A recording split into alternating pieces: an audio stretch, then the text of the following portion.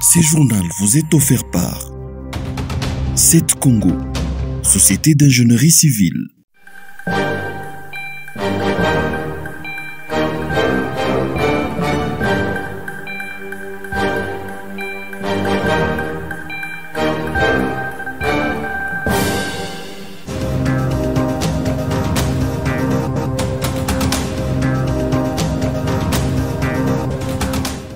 Judith Suminwa, première ministre de la République démocratique du Congo, a présenté son programme de gouvernement ce mardi 11 juin dans la salle de congrès de l'Assemblée nationale. 405 élus étaient présents à cette cérémonie. Judith Suminwa a annoncé la création de 2,6 millions d'emplois. La première ministre souhaite améliorer l'appareil judiciaire pour promouvoir l'état des droits.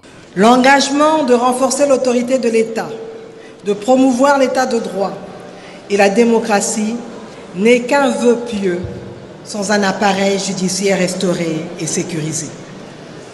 Il est donc impérieux d'améliorer le fonctionnement de l'appareil judiciaire et de veiller à la bonne administration de la justice d'une part et d'autre part d'améliorer les conditions de vie et de travail des magistrats et du personnel judiciaire.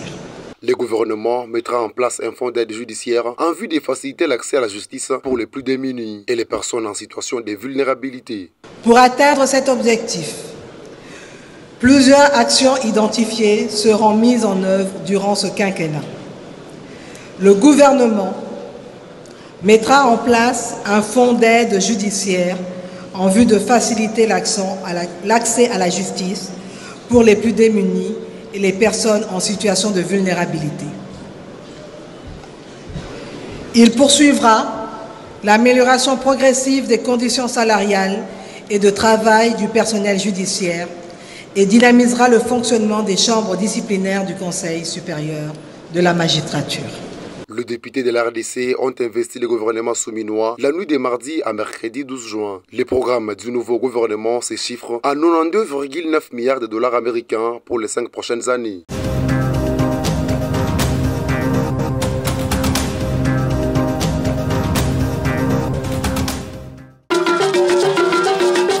L'investiture du nouveau gouvernement Judith Suminwa Tuluka a eu lieu ce 11 juin au Palais du Peuple à Kinshasa. C'est une grande première qu'une femme occupe cette fonction en RDC, ce qui fait la joie de Marie Maza, une militante de droits des femmes. Nous sommes des témoins de Fachi. Nous sommes venus soutenir le gouvernement de Maman Suminwa Judith parce que c'est nous les mamans qui sommes honorés par le chef de l'État, raison pour laquelle aujourd'hui nous sommes venus, nous les témoins de Fachi, pour soutenir son gouvernement.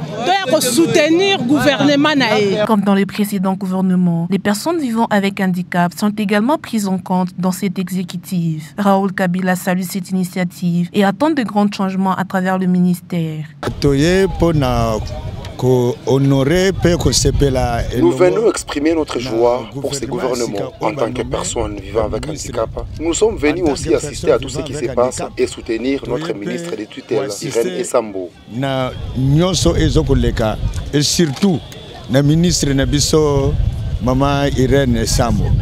Billy Toubajika, un militant, dit quant à lui faire confiance au choix du président Félix Tshisekedi et espérer que ce gouvernement va refléter le changement tant attendu. Nous souhaitons premièrement un bon service, un bon travail et nous comptons sur eux parce qu'ils peuvent apporter le changement par rapport au premier mandat. Nous croyons qu'avec ce nouveau gouvernement, il y aura de grandes surprises. Et premièrement, la jeunesse aussi va se retrouver vraiment dans leur ossature et dans leur bénéfice du pays, étant fils du pays. Le gouvernement Suminwa a du pain sur la planche, dit Richard Mafunga, un cadre du mouvement de solidarité pour le changement.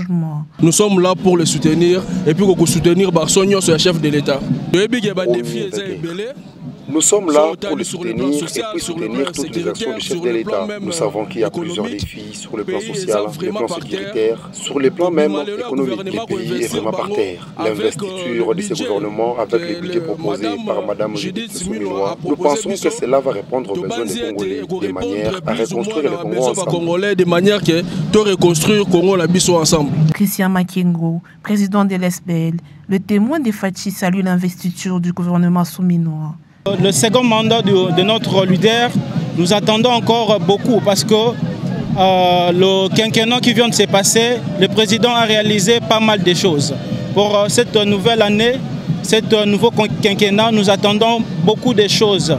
La suite de la gratuité de l'enseignement qui va encore attaquer les coins et les recoins, la suite de la gratuité de la maternité et des autres œuvres, la construction de beaucoup de routes à dessert agricole et des autres routes, des autoroutes que le chef de l'État va déjà lancer à très bientôt. Donc nous attendons beaucoup pour le nouveau mandat du chef de l'État. Le programme est évalué à 92,9 milliards de dollars, soit 18 milliards par an dans le nouveau gouvernement souminois.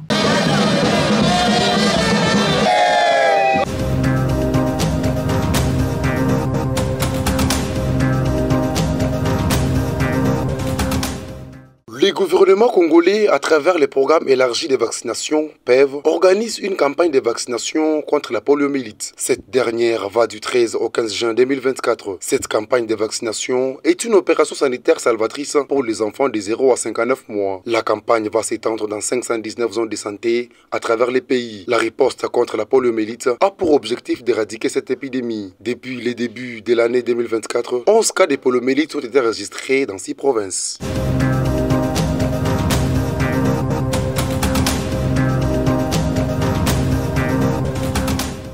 La direction de l'enseignement primaire, secondaire et technique Kapanga 1 édicte de nouvelles règles de collaboration avec la presse. Cela ressort d'un communiqué rendu public ce 11 juin par sa cellule de communication. Il est notamment interdit aux journalistes de réaliser des reportages avec des élèves nés avec handicap sans l'aval de leurs parents. Gédéon Ilonga de la cellule de communication explique ces nouvelles règles de collaboration entre le média et cette direction.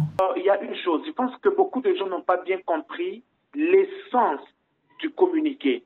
Il ne s'agit pas ici de demander l'autorisation de la direction provinciale pour faire des interviews, réaliser des reportages dans les écoles. C'est autorisé pour tout journaliste. Vous pouvez descendre dans une école, réaliser votre reportage, mais il y a cependant une particularité pour des enfants vivant avec handicap. Pour ces enfants-là, ce ne sont pas les autorités scolaires qui vont vous donner l'autorisation. Ce ne sont ni le préfet, ni les directeurs de discipline, ni le chef d'établissement, ni les directeurs des études, ni le prophète, ni l'IPP, encore moins le ministre. C'est plutôt le parent biologique, le responsable de l'enfant vivant avec handicap qui doit vous donner l'autorisation d'interviewer son fils. Si ce n'est pas le parent, soit c'est son tuteur. Alors, si le tuteur a donné l'autorisation, vous allez réaliser votre reportage sans problème. Mais pour tout ce qui a des enfants en conditions normales, et je ne vois pas là où on doit demander l'autorisation de l'EPST. Ça ne se fait pas. Beaucoup de journalistes ici sur la ville vont dans les écoles réaliser des interviews, faire des reportages. Ce n'est pas interdit. Les médias n'ont pas encore réagi à ces communiqués.